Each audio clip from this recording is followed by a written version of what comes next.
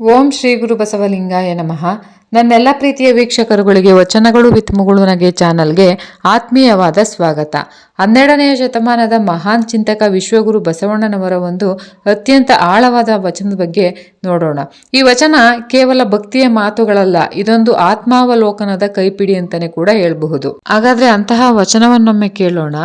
ಆನು ಪಾಪಿಯಯ್ಯ, ಆನು ಕೋಪಿಯಯ್ಯ, ತರಳತನದಲ್ಲಿ ಕೆಟ್ಟೆನಯ್ಯ, ಭಕ್ತಿಯ ಒಲಬನರಿಯದೆ ಮರುಳಾದೆನಯ್ಯ, ಆಳು ಮುನಿದಡೆ ಆಳೆ ಕೆಡುವನು, ಆಳುವ ಮುನಿದಡೆ ಆಳೆ ಕೆಡುವನು, ನೀವು ಮುನಿದಡೆ ನಾನೇ ಕೆಡುವೆನಯ್ಯ ಕೂಡಲ ಸಂಗಮ ದೇವ.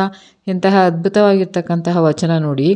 ಆನು ಪಾಪಿಯಯ್ಯ, ಆನು ಕೋಪಿಯಯ್ಯ, ತರಳತನದಲ್ಲಿ ಕೆಟ್ಟೆನಯ್ಯ, ಭಕ್ತಿಯ ಒಲಬನರಿಯದೆ ಮರುಳಾದೆನಯ್ಯ, ಆಳು ಮುನಿದಡೆ ಆಳೆ ಕೆಡುವನು, ಆಳುವ ಮುನಿದಡೆ ಆಳೆ ಕೆಡುವನು, ನೀವು ಮುನಿದಡೆ ನಾನೇ ಕೆಡುವೆನಯ್ಯ ಕೂಡಲ ಸಂಗಮ ದೇವ. ಮೊದಲ ಸಾಲುಗಳೇ ಬಹಳ ತೀವ್ರವಾಗಿವೆ ನೋಡಿ.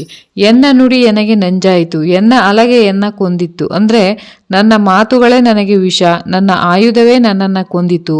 ಇಲ್ಲಿ ಅವರು ಬೇರೆಯವರ ಬಗ್ಗೆ ಮಾತಾಡ್ತಿದ್ದಾರೆ, ಅಥವಾ ಇದು ಸಂಪೂರ್ಣವಾಗಿ ಆಂತರಿಕ ಸಂಘರ್ಷವೇ.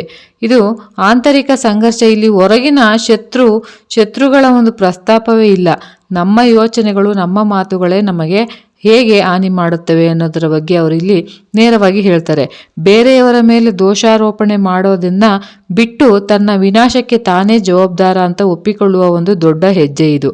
ಅಂದರೆ ಇದೊಂದು ತಪ್ಪೊಪ್ಪಿಗೆ, ಹೆಚ್ಚಾಗಿ ಸಮಸ್ಯೆಯ ಮೂಲವನ್ನೇ ತನ್ನೊಳಗೆ ಹುಡುಕುವ ಒಂದು ಪ್ರತಿಕ್ರಿಯೆ.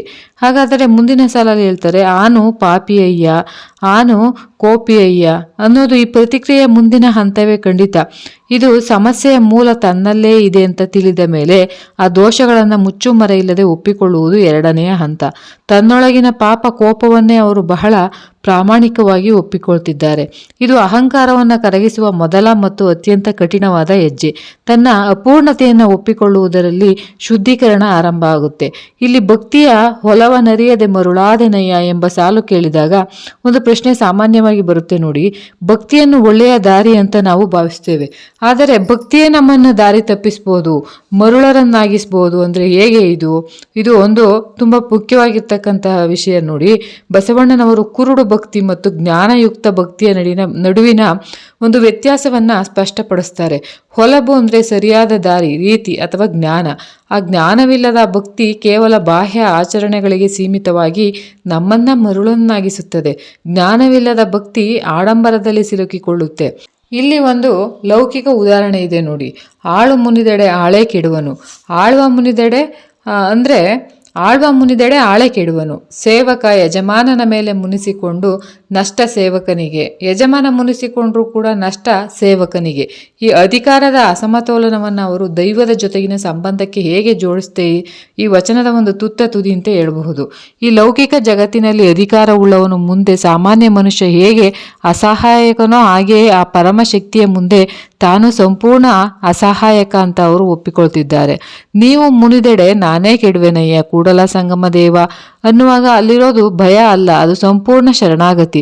ಈ ಶರಣಾಗತಿ ಅಂದರೆ ಈ ಲಿಂಗಾಯತ ತತ್ವದ ಪ್ರಕಾರ ಆ ಕೂಡಲ ಸಂಗಮ ದೇವನಿಗೆ ಆಕಾರವಿಲ್ಲ, ಆತ ನಿರಾಕಾರ, ಸರ್ವಶಕ್ತ.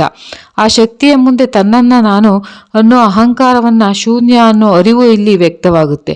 ಹಾಗಾದರೆ ಈ ವಚನವು ಆತ್ಮಾವಲೋಕನದಿಂದ ಆರಂಭವಾಗಿ ದೋಷಗರ ಪ್ರಾಮಾಣಿಕ ಒಪ್ಪಿಗೆಯ ಮೂಲಕ ಸಾಗಿ ಕೊನೆಗೆ ಸಂಪೂರ್ಣ ಶರಣಾಗತಿಯಲ್ಲಿ ಮುಕ್ತಾಯಗೊಳ್ಳುತ್ತೆ. ಇದೊಂದು ಆಧ್ಯಾತ್ಮಿಕ ಪಯಣದ ಮಾರ್ಗಸೂಚಿಯ ಹಾಗೆ.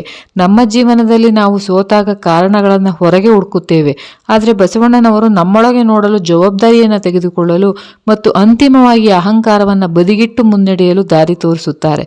ಇದು ಒಂದು ಆಲೋಚನೆಯನ್ನು ಬಿಟ್ಟು ಹೋಗುತ್ತೆ. ನಮ್ಮ ಜೀವನದ ನಿಯಂತ್ರಣದಲ್ಲಿ ನಾವು ಸಾಧಿಸುವುದೆಂದರೆ ಎಲ್ಲವನ್ನ ಹಿಡಿದಿಟ್ಟುಕೊಳ್ಳುವುದೇ, ಅಥವಾ ಕೆಲವೊಮ್ಮೆ ಸಂಪೂರ್ಣವಾಗಿ ಶರಣಾಗುವುದರಲ್ಲಿಯೇ ನಿಜವಾದ ಒಂದು ಶಕ್ತಿ ಅಡಗಿದೆಯೇ ಅನ್ನೋದನ್ನು ನಾವು ಯೋಚನೆ ಮಾಡಬೇಕಾಗಿದೆ. ಪೂರ್ತಿ ವಿಡಿಯೋ ನೋಡಿದ ನಿಮಗೆಲ್ಲರಿಗೂ ಹೃದಯಪೂರ್ವಕ ಧನ್ಯವಾದಗಳು. ಮತ್ತೆ ಮುಂದಿನ ವಿಡಿಯೋದಲ್ಲಿ ಇನ್ನೂ ಹೆಚ್ಚಿನ ವಚನಗಳು ಮತ್ತು ಅದರ ಸಾರಾಂಶದೊಂದಿಗೆ ಸಿಗುವೆ. ಎಲ್ಲರಿಗೂ ಕೂಡ ಶರಣಾರ್ಥಿಗಳು.